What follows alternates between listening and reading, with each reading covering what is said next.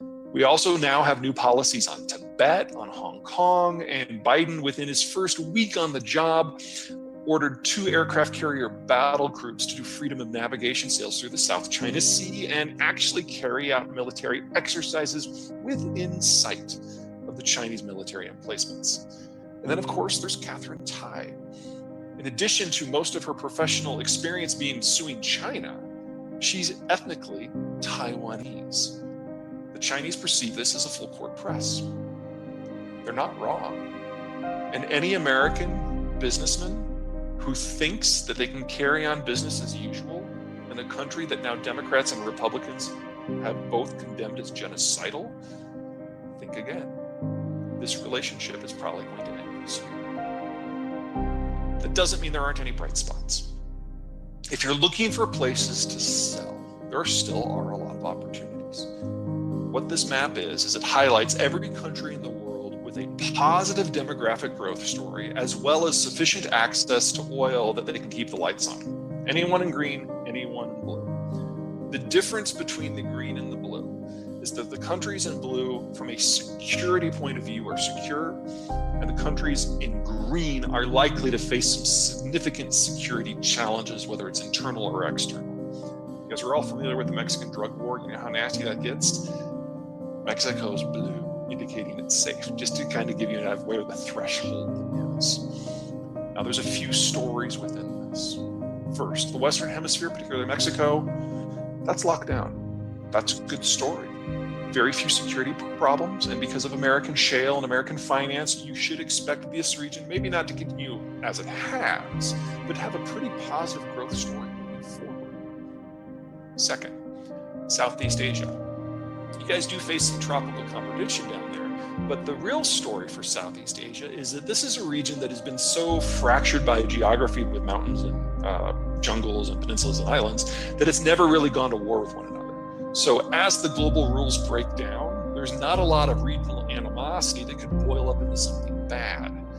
They're also broadly self-sufficient in all the industrial inputs that are required for them to industrialize and maybe pick up some pieces from China along the way. One thing they don't have enough of is food. This is a very urbanized region. And one thing that everybody who lives in a city has in common is they have to import their food from somewhere else. It's likely to be, after Mexico, our second largest growth in sales for agricultural output writ large moving forward.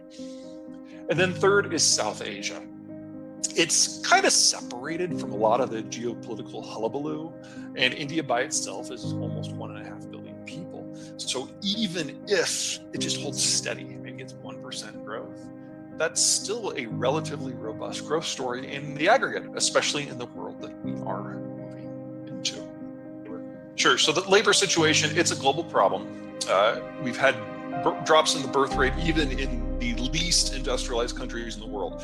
We don't think of, for example, as a place like Yemen for being an industrial powerhouse, but they have sewers now, they have electricity now, they have urbanization now that we had a century ago, but they're going through it more quickly than we are. So the whole world is urbanizing and moving towards smaller families that are started later.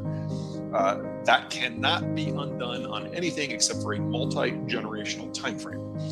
In the case of Mexico, their birth rate started dropping 20 years ago. Net migration from Mexico has now been negative for 11 years. It will not recover in the next 20. Central America is only 5 years behind. So the Central American caravans, we might have those for another 2, 3, 4 years, and then they will stop as well, just because there won't be enough people. So the traditional methods of getting labor into tree fruit industries, they're not going to work much longer. That doesn't mean that you shouldn't keep pushing, because there's a big difference between it happening tomorrow and it happening 4 years from now. But you already need to start planning for something else. There's really only 2 options. Number one, and I realize that this is not politically easy, maybe not even politically possible, refugees. Sponsor refugees. But you can imagine what it'd be like for the industry to sponsor 100,000 Syrians coming over right now. Just the political mood specifically couldn't support it. But that's really all that's left. Second is automation. One way or another, you are going to be facing fewer capable hands at a higher cost. And as we've seen in every other sector that had to wrestle with this, automation is really the only way to square the circle. I realize the technical complications. I realize the capital complications. And I would just underline that calendar year 2021 is the final year of relatively low cost lending. So do it now. Well, three things. Number one, this is going to sound a little weird, but we can't accuse China of not being a market economy and then being annoyed when they actually use market means to get what they want. They paid more for the containers to get them earlier. I realize that's not something you want to hear, but that's true. Second, it's not a stable trade relationship anyway. We know that the overall relationship with the Chinese is going to probably collapse this year. So that specific problem, insufficient containers, that's probably going to go away real soon because the volume of trade is going to collapse. Third, it's time to diversify the trading relationships anyway, even if China was not becoming increasingly hostile and increasingly unstable. Mexico obviously is the largest place to look to that's close. But it is time to get along very, very well with the Southeast Asians. In every American agricultural sector that has gone to Southeast Asia to try to find friends, they've been pleasantly surprised with how warm the welcome has been. Thailand is a logical starting point because it's one of the more developed countries, but it still has 65 million people. Vietnam has blown most American agricultural away at how friendly they are to everything that we do. And all you have to do is mention that you don't like the Chinese very much, and all of a sudden you're going to be a godparent. They're also, the number one consumer per capita of pork in the world. And everything that Americans export food related is something that they want. They are industrializing. They are moving off the farm, and they are having more income that they can spend on things like food. So there's a replacement market there that is friendlier, that is more stable, and that will be with us for the long haul. Well, that's kind of three pieces in one. Number one, no, I don't expect the Biden administration to lead this charge. Biden has made it very clear for months now that he has no intention of launching any trade talks until coronavirus is firmly in the rearview mirror. Now, while for the United States, that will happen in just a couple of months, I have a feeling that he's going to interpret that a little bit more strictly, and he's going to mean the world writ large. So you're talking 2023, probably before he would start. And by that point, the China relationship will be gone completely. Number two, whether or not Southeast Asia can replace China. The more economically successful Southeast Asia is, the more it urbanizes, the more it gets into manufacturing, the more food it's going to need.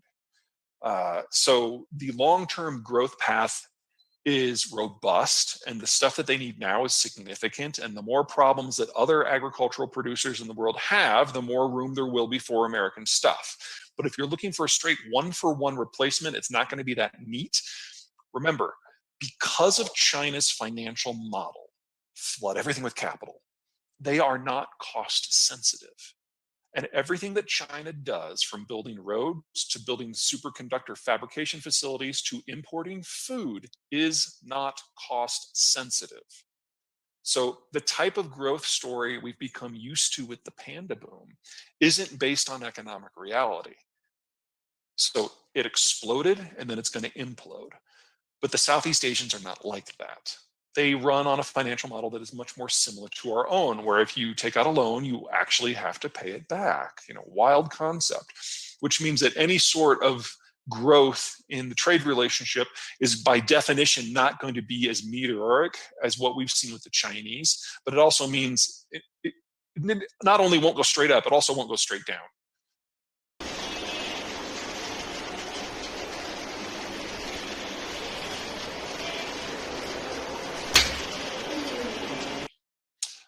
There's certainly going to be competition. Remember that the Mexican system, two things to be concerned about. Number one, it's not as stable. They don't have the water resources that we have in the United States. And they don't have the capital that's necessary to do irrigation on the scale with the reliability that you guys have in Canada.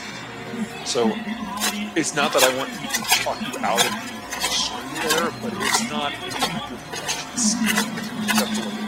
Second, The cartels have largely taken over citrus distribution in Mexico, right up to the border. How we wrestle with that in the bilateral relationship, we have no idea. This is something that was completely ignored under both Trump and under Obama. I have no idea if Biden's going to take it seriously. So far, the relationship between the US and Mexico under Biden has at least gotten off on the right foot. Not nearly as rocky as the start after the last two presidents. But this is not just an economic competition issue. The cartel that is most involved in citrus in Mexico is the Sinaloa, and they're getting their asses handed to them by some of their competitors militarily. So they are focusing more and more and more on distribution and their presence in the border. And that will bring them into your backyard. So if you don't have a good relationship with the FBI, you might start want to edging in that direction. I have two bits of bad news, one of which will turn into a bit of good news for you. While agriculture is the economic sector that foreigners can pressure the most, it is not the only economic sector in the United States that is internationally linked.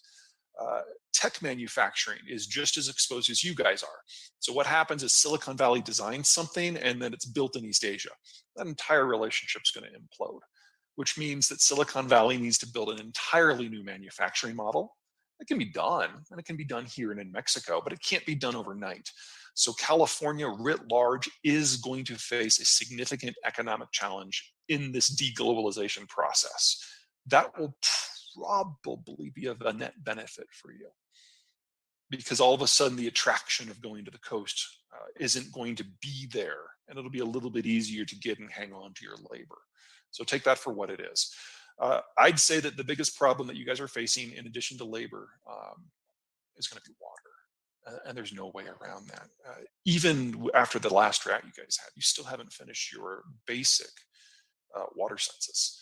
So some of the things that were done as a matter of course in Texas in the late 1800s, California still hasn't started on, which just blows my mind for in a region that is so dependent on moving water from A to B and irrigation in general.